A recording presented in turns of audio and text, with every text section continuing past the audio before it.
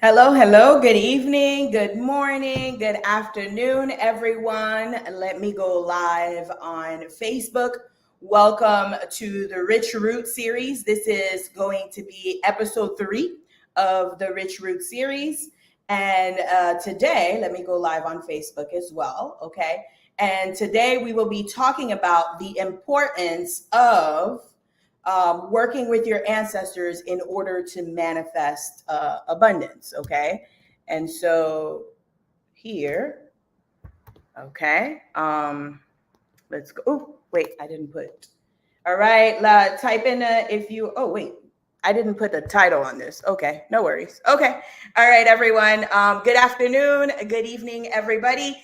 Today's going to be a short live. I had a pretty crazy weekend, and I literally just got to my house, and I have a lot to do. So I have to come on at 1 p.m. because I scheduled this for 1 p.m. every single Monday. So the Rich Root series. So today we're going to talk about the importance of working with your ancestors in order to manifest abundance. Okay.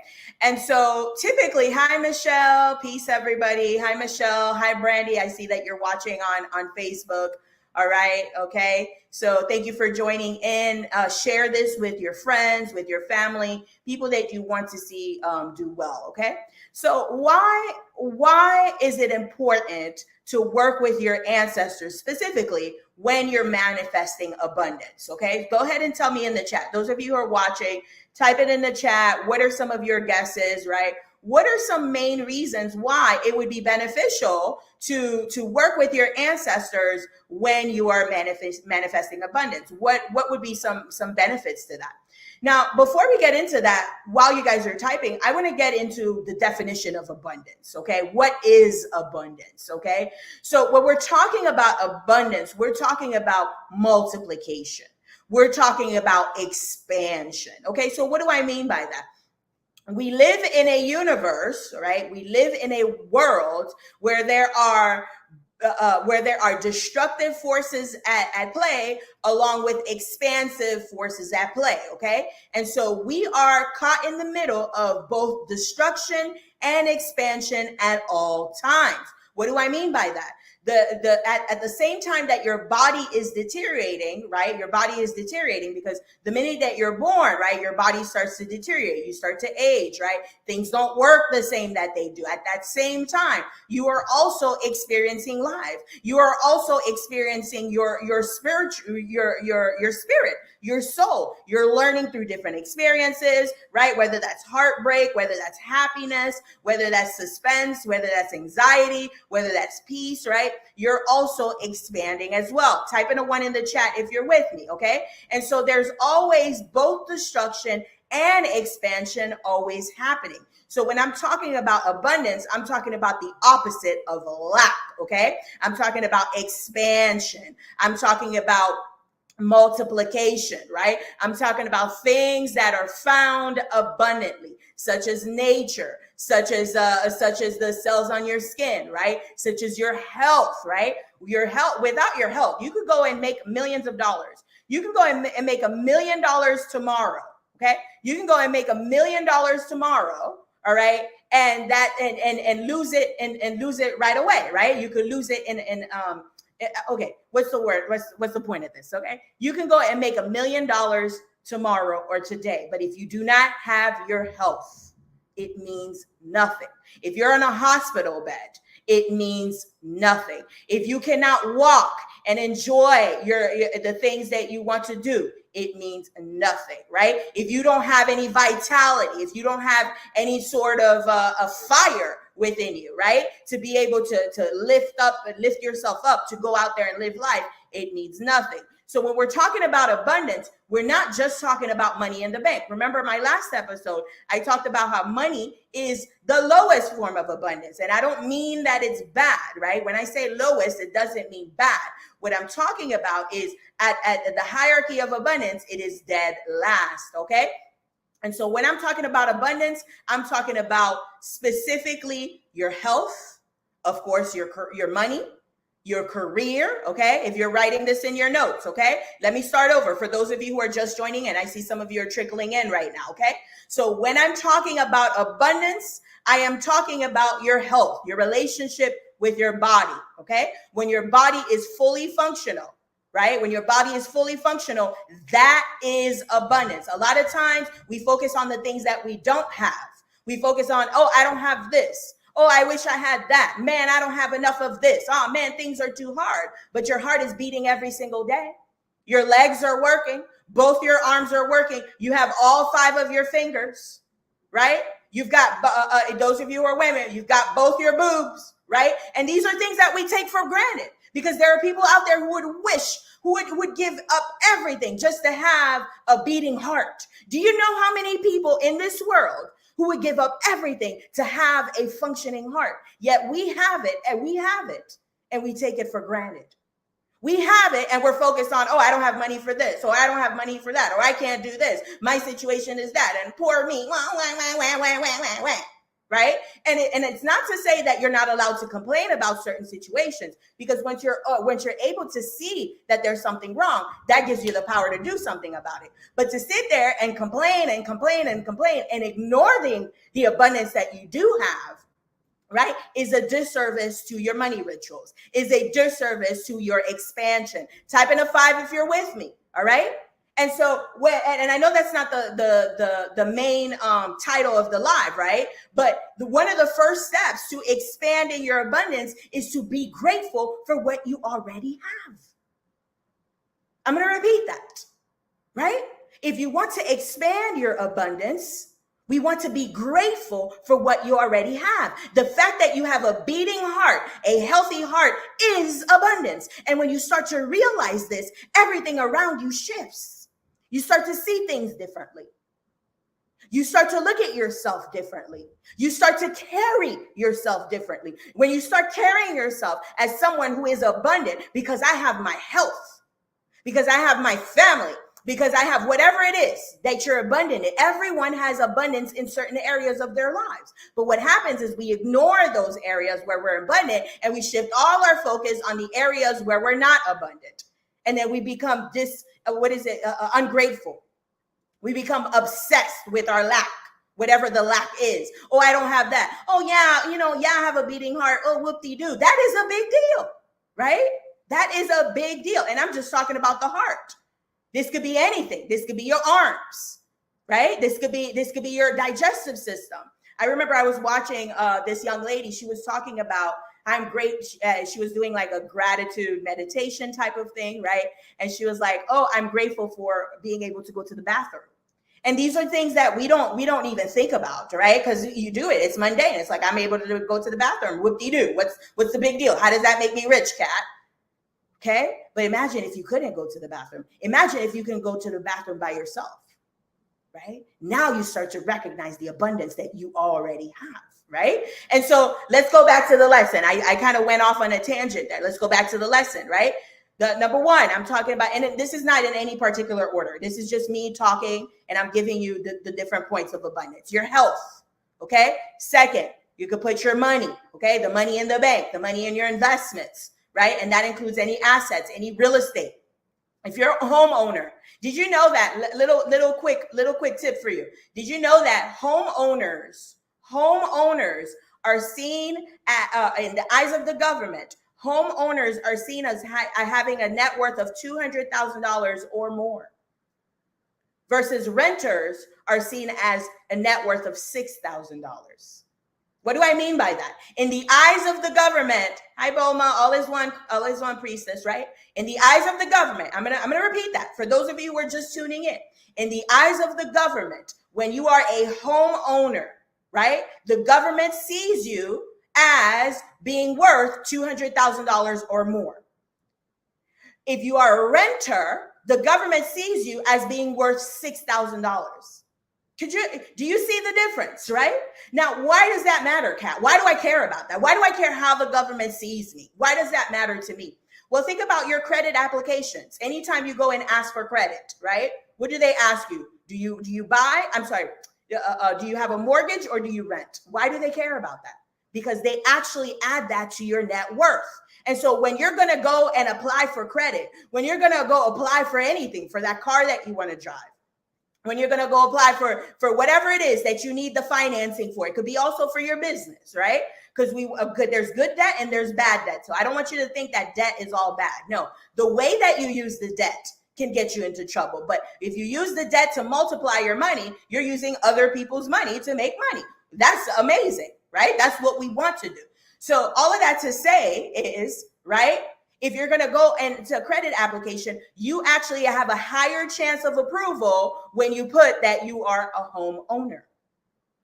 And so this means everything. So a lot of you here watching, you are homeowners. Be grateful for that. In the eyes of the government, you have a net worth of $200,000. That's 6 figures, right? And so all of that to say, and if you're not a homeowner yet, this is me pushing you to ask, how can I become a homeowner?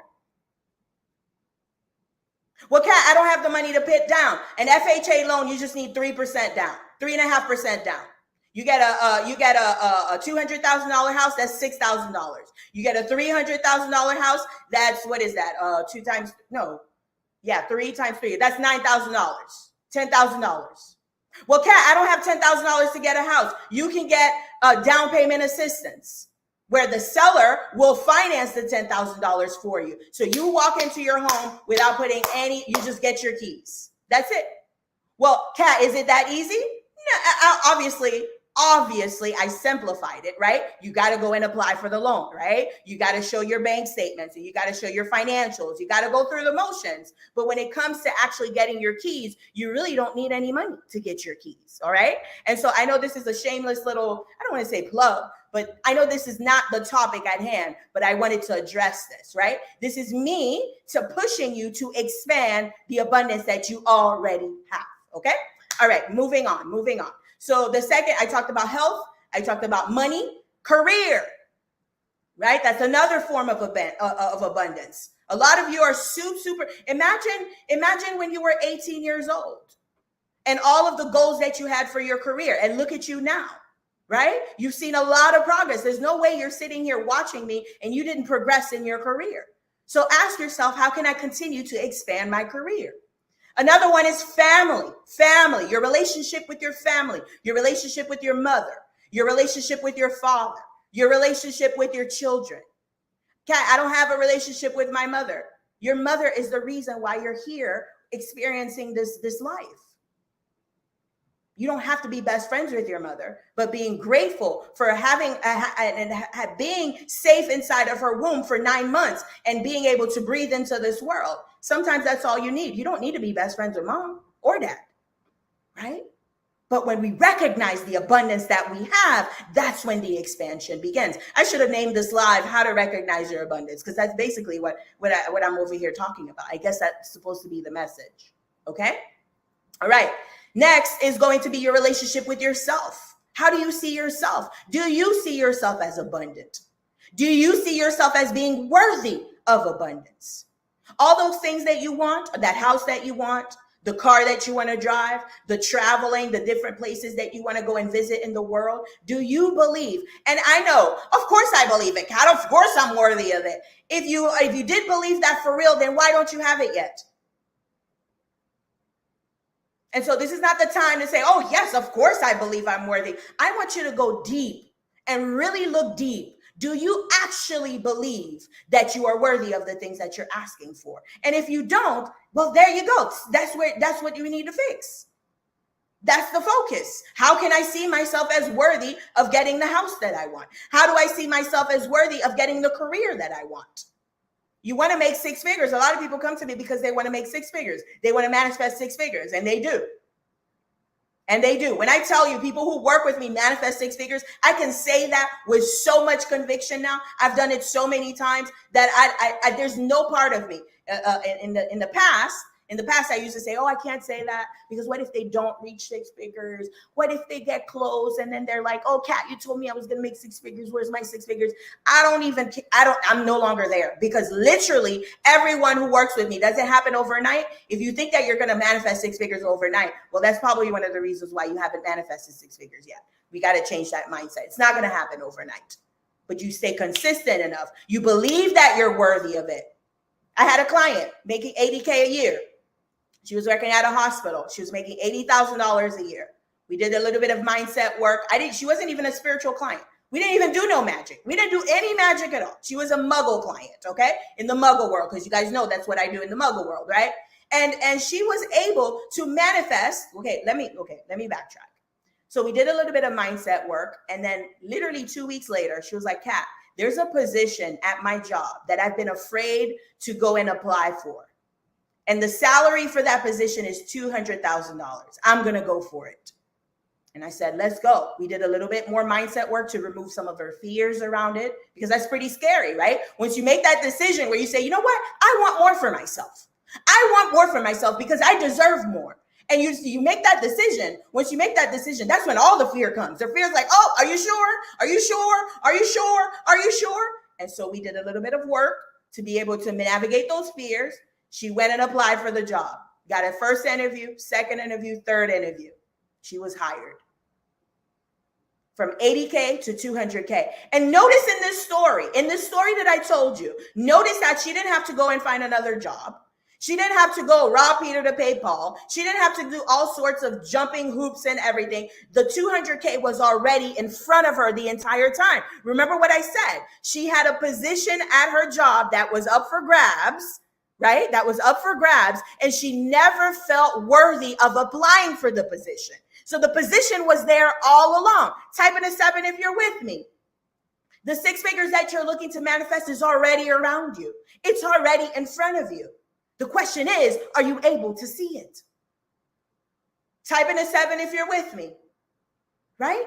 The six figures that you're looking to manifest is already around you. The question is, are you able to see it? Are you allowing yourself to see it? And so the job was already there. The position was already there. Remember the story. She said, Kat, there is a position that I've been eyeing and I've been too scared to go after. What are some things that you're too scared to go after? What are some things that are right in front of you that you are telling yourself that you're not good enough to go and get it? What is it? Right? What is it? What is that one thing that's already in front of you that you're afraid to go and grab because you don't feel that you're worthy of it? What is that one thing? All right? Write that in your journal. And I invite you to work on that. Do some magic around that. Ask your Ori to help you navigate this. Ask your ancestors to help you navigate this, right? Okay? All right. And so the 200K was already in front of her. She decided, I am worthy of this 200K position. So I'm going to go and apply for it. And she applied for it and she got it. Now she went from making 80K a year to $200,000 a year. Guys, the transformation that you're asking for is already in front of you. You're just too afraid to go and get it.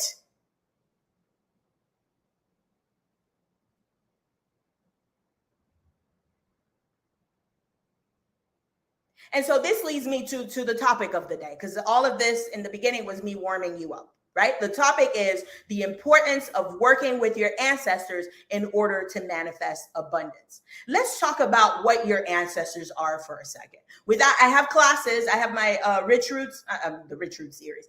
I have my New Year, New Money series. Okay, that's up for grabs. If you want part 1 and part 2, it's literally $11, $11.11. All right. I made it super affordable for anyone to be able to access the information. Okay. And I also have them, if you want to just get them one by one, they're $7 each. And in there, I go deep into details about working with your ancestors in order to manifest abundance. So in this live, I'm not going to go too deep, but if you want to go deeper, right, go to Learn Orisha Hoodoo.com, right? And then you're going to go look for my series, the New Year, New Money series, and also the Spring Equinox as well, right? And so you might think to yourself, well, it's New Year. It's no longer New Year, Kat. Can I still do it? Yes, you can. Just when you buy it, go ahead and DM me, send me a DM and say, hey, I need to turn on the lights. It got really dark.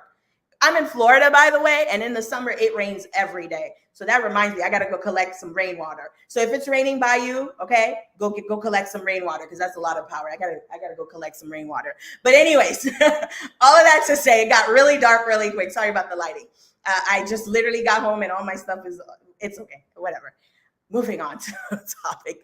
You don't even care about that. You just want the information, right?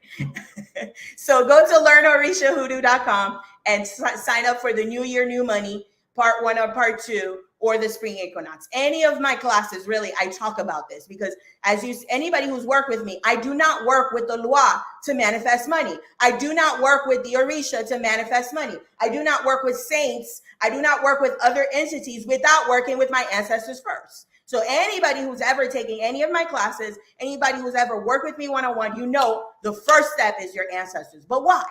Why is the ancestors? Why is your ancestors the foundation of manifesting your abundance? Talk to me in the chat.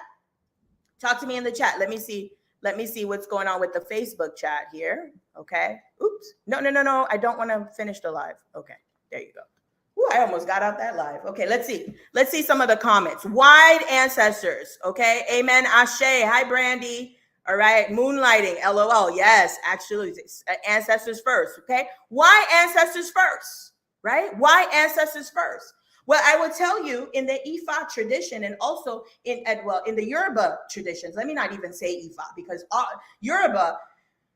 Believe it or not, ancient Yoruba land was most of modern day Africa. So that's Ghana, Nigeria, Togo, Ivory Coast, right? And it stretched all the way to the Nile River. Okay. All right. And so Yoruba land was vast. And that includes present day Benin. That includes Mali, right? And there were a lot of different tribes within that Yoruba land, right? There were a lot of different tribes and a lot of different traditions. So Ifa specifically was a specific spiritual system, right? But in Yoruba land, there were also other spiritual systems simultaneously being practiced, just like here today. Like if you look at the United States, right? Of course, the United States is considered a Christian nation, whatever that means, right? So you would think that the majority of the people practice Christianity, but that's not necessarily the case, right? Although the majority might be Christian, right? But it doesn't mean that everyone practices Christianity.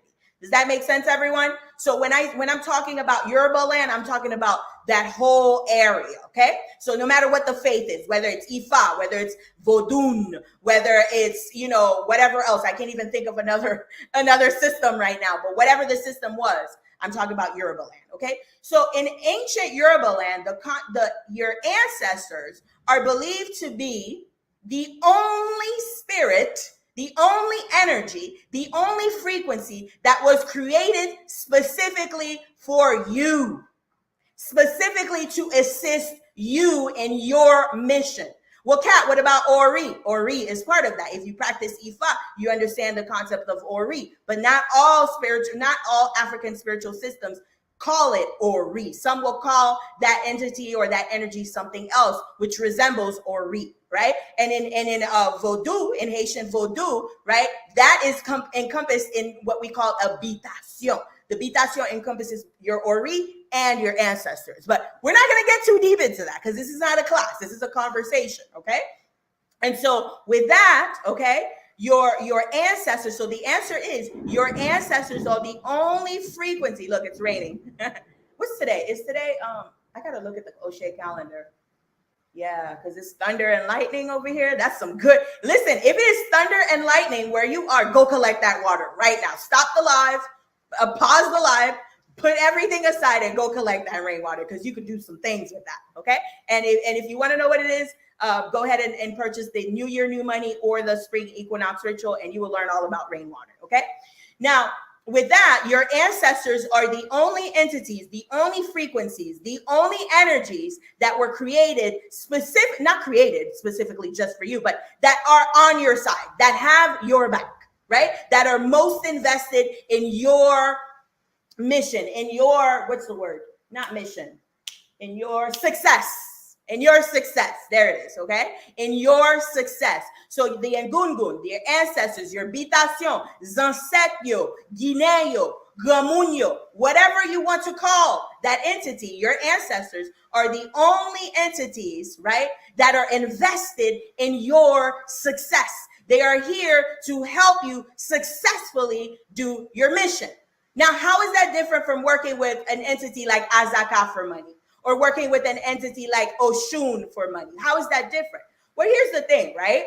When you put out your offerings, you're going to put out your offerings for Azaka, for example. You might have your pipe, you might have some fresh tobacco, you might even have the little bag that's made out of banana fiber, right? You may have all sorts of things all sorts of offerings for Azaka, right? Which is usually associated with abundance in Haitian Vodou, right? But the minute that someone has a bigger bottle of rum, the moment that someone has a bigger pot of tobacco, right? The moment that someone has a bigger goat or a four-legged animal versus whatever you got going on, right? Azaka is like, all right, I'm done here. I got to go over there and do my duty over there. They have no loyalty to you. The Loi have no loyalty to you. The Orisha have no loyalty to you. Type in a 7 if you're with me. They have no loyalty to you. So if you don't know what you're doing, number one, right? If your offerings are not adequate enough, nothing's happening. There's no real connection. And if you're trying to bypass your connection with your Ori and your Egungun, there is zero connection with those entities. So whatever it is that you think is talking to you is definitely not an Orisha or a Loi, especially if you're neglecting your ancestors in your Ori. And so that's why you try to do these money spells. You try to manifest your abundance and nothing really shifts. You get a little something, you get a little push, and then you're right back to where you started. You get a little push and then something else happens. And then there's no real progression because you're ignoring the connection between you and your ancestors. Your ancestors are invested in your success. Don't you think your ancestors want you to go and get that house? Don't you think your ancestors want you to go and buy those stocks so that your stocks can multiply and grow in the background? Don't you think your ancestors want you to go and explore the world? Don't you think your ancestors want you to rest and not have to work 60, 70 hours a week? Don't you think your ancestors want that for you? Type in a 7 if you're with me. And so when we're neglecting our ancestors, when we're neglecting our connection with our Ori, and we're skipping steps and we're going to Azaka, or we're going to Ezili Freda, or we're going into Oshun, or we're going into Age, or Age Olokun, or we're going into who else? Any Orisha or Loi can be used for abundance, can be worked with for abundance. Then nothing's going to happen. Or you might see something happen and then poof, it's time to do another spell again, and another spell again, and another spell again. And it becomes exhausting. And so the reason why we want to work with our ancestors first is because they are the only entities that are invested in your specific success. They are the only entity that wants you to go and buy that house, that wants you to go and buy that piece of land, that wants you to go after that 6-figure job, that wants you to have the abundance of health, that wants you to have a healthy relationship with your body, that wants you to see how beautiful and how amazing and how powerful you are. Your ancestors want that for you. Azaka doesn't care about that. Azaka just wants to eat. Azaka just wants offerings. He could care less if you got that house or not. Oh, that's not my problem. Well, Kat, does that mean I don't have to work with any Orisha or any Loi? Actually, yes. Actually, you could literally go the rest of your life and just work with your ancestors and you will be just fine. Now, as you progress in your spiritual journey, you will learn how to work with different energies to amplify your work. Absolutely. That is the journey itself. But what's happening is a lot of beginners, they're trying to skip your ancestors and your Ori, and then you're wondering why you're not manifesting, why that money spell wasn't given what it was supposed to give.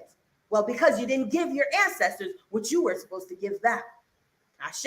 All right, so that's it for today. This was literally a very rushed live. I literally got home at 12:56. I had 4 minutes to come here and sit down and talk to you. So it was a little rushed in the beginning, but we got to the point towards the end. Okay. So any questions, comments, or observations? Okay. Boma says, thank you. Hold on, I can't even read. They want you to be abundant because they will come back into abundance. Absolutely. Now we're taking it a step further. Brandy says they are concerned with your greatest good. Absolutely, right? Shango had that thunder come right where you were hitting. Yes, exactly, right? Ashe. I gotta go collect some rainwater. So I don't see any questions. Oh, let's see. On Facebook, we have Olaia says, because they do the work for us. Absolutely. All right, everyone, that's my time for today. I will see you next week. It won't be as rushed, but you know what? I'm glad I scheduled these, because if it wasn't scheduled, I wouldn't have came live today. I would have been like, I don't have time. But because it was scheduled, I was like, oh my God, I need to be here at 1 p.m. I told the people I'd be on at 1 p.m. All right, so I'll see you next Monday, same time. All right, and just a different topic. All right, everyone, have a good night. Bye.